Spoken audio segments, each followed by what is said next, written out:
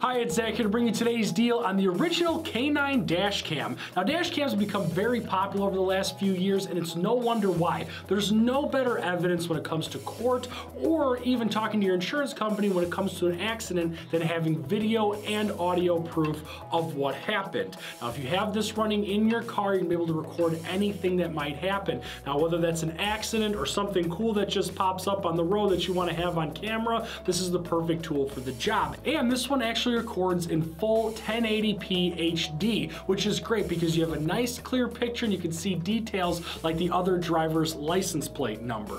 And a lot of the ones on the market right now actually say that they're 1080p, but they're not true 1080p HD. We actually ran this through a test and it is 1080p. Now, the K9 dash cam comes with a suction cup mount, which makes it really easy to attach to your windshield. It comes with an 8 gig memory card. Now, a lot of these don't come with SD cards right out of the box. You have to go buy one. This one's ready to use right away. And it even comes with a transfer cable, so you don't even need a card reader. You just plug this into your computer and you can transfer files that way. But you can also use this to attach this to your computer and use it as a webcam. So it's kind of a dual function.